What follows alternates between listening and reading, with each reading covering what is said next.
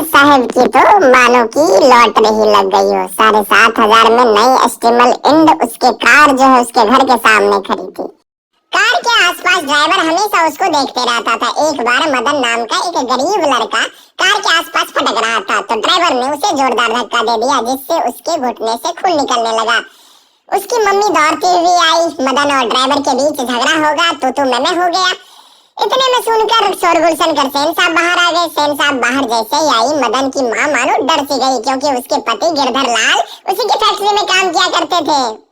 5 बेटियां थी, रजनी, आलो, शेफाली और आरती। ये सभी 5 बेटियां बड़ी सुशील थी और उन्हें किसी भी चीज से डर नहीं था। परंतु उनका एक सबसे लाड़ दुलारा बेटा था। अगर मोटर कार को किसी से खतरा था तो वो था कासू यानी कि खोखा। बचपन से ही कासू को इंजीनियर बनाने की चाह रखने वाला सेन परिवार बचपन से ही उसे इंजीनियर बनने वाले सारी सामग्री उपलब्ध करा दिया करता था। कासू का पढ़ाई लिखाई तो मानो घर पर ही होता था। उसके लिए बड़े ही घर पे ला दिया गया था। इसी तरह से उसका जिंदगी मौज मस्ती में बीत रहा। यहाँ तक कि घर की कोई सामग्री को वो अगर नुकसान भी पहुंचा दे तो कोई उसे कुछ नहीं बोलता था। एक बार जब मेहमान लोग घर पे आए थे तो उसमें मिस्टर सिंह थे, वकील थे, अखबार नवीस थे, सभी वहाँ मौजूद थे। तो कासू ने मेहमानों के टायर की हवा ही निकाल दी, किसी को क्षतिग्रस्त भी पहुंचा दिया। परंतु अब कासू इसके अलावा कर भी क्या सकता था, क्योंकि वह सेन परिवार का सबसे दुलारा बेटा जो था, दुर्ललित स्वभाव में पला बढ़ा एक बिगड़ेल बेटा था। जब गिरधर लाल को मदन के बारे में पता चला तो मदन की खूब पिटाई कर दी। इतनी पिटाई की कि उसका आवाज सेन परिवार के महल तक पहुंच रहा था। खैर मार खाना तो मदन की आदत बन गई थी, यह रोजाना चलता रहता था। एक दिन कासू अपने महल से निकलकर सीधे पहुंच गया मदन की झोपड़ी वाली गलियों के बीच, जहां मदन अपने आवारागर्द दोस्तों के साथ लट्टू नचाने का काम कर रहा था। यह देखकर कासू को रहा नहीं गया तो उन्होंने कासू ने मदन से लट्टू की मांग की कि लट्टू मुझे भी दो, मैं भी नचाऊंगा। पर मदन कहाँ देने वाला था, बार बार कह रहा था जा तू अपने बाप से मांग, लट्टू तेरे बाप के पास नहीं है क्या। बार बार वो कहता था कि जाओ अपने बाप से मांग। इतने में कासू ने मदन को एक घूसा लगा दिया। जैसे ही घूसा लगाया, मदन कहाँ रुकने वाला था भाई।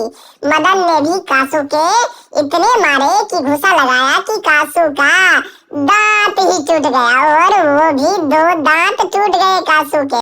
इस घटना के बाद सेन साहब ने गिरधर लाल जैसे मामूली मजदूर को फैक्ट्री से बाहर निकाल दिया।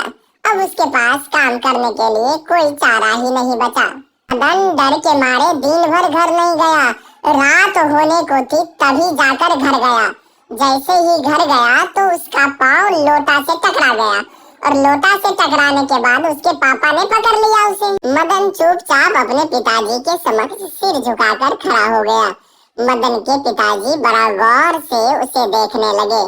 जैसे ही उसके पिताजी ने उसकी आंखों में देखा तो अचानक देखा कि मदन पूरा एकदम डरा हुआ है, परंतु मदन अचानक ठहाका मार के हंस दिया।